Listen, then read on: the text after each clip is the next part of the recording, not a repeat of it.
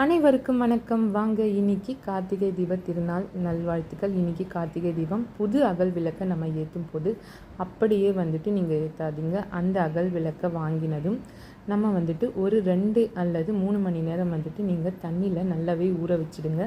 இல்லைனா நமக்கு ஆயில் போட்ட உடனே எல்லாமே இழுத்துக்கும்.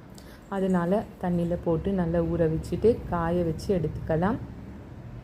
இன்னொரு டிப்ஸ் சொல்கிறேன் உங்களுக்கு. காய்ந்தவுடன் நம்ம அகல் விளக்குகளை எடுத்து, அகல் விளக்கில் சிறு ஓட்டைகள் இருந்தால் எண்ணெய் வழியும். அதுக்கு இந்த டிப்ஸை ஃபாலோ பண்ணுங்கள். நம்ம யூஸ் பண்ணுற கார்ன்ஃப்ளோர் மாவு தான். இதை கொஞ்சம் லைட்டாக இந்த மாதிரி உள்பக்கமாக தடவிக்கோங்க. ஏன்னா சிறு சிறு ஓட்டைகள் இருந்தால் இந்த மாவு அடைச்சிக்கும். இன்னொரு டிப்ஸ் உங்களுக்கு சொல்கிறேன். இந்த மாதிரி பேக் சைடு நெயில் பாலிஷ் அல்லது நம்ம வெத்தலைக்கு யூஸ் பண்ணுற சுண்ணாம்பு இருந்தால் தேய்ச்சிக்கோங்க. ஃபுல்லாகவே தேய்ச்சி விட்டுருங்க. சிறு சிறு ஓட்டைகள் இருந்தால் அடைச்சிக்கும் ஃப்ரெண்ட்ஸ். இந்த மாதிரி மஞ்சளை ஒரு பிளேட்டில் ஃபுல்லாகவே ஸ்ப்ரெட் பண்ணி நீங்கள் திருப்பி அகல் விளக்குகளை இந்த மாதிரி மஞ்சள் வச்சு சீக்கிரமாக குங்குமம் இந்த மாதிரி பட்ஸில் வச்சிடலாம். எத்தனை விளக்கு இருந்தாலும் சீக்கிரமாக வச்சிடலாம் ஃப்ரெண்ட்ஸ். மறக்காமல் இந்த டிப்ஸ் பிடிச்சிருந்தால் லைக் பண்ணுங்கள். நன்றி, வணக்கம்.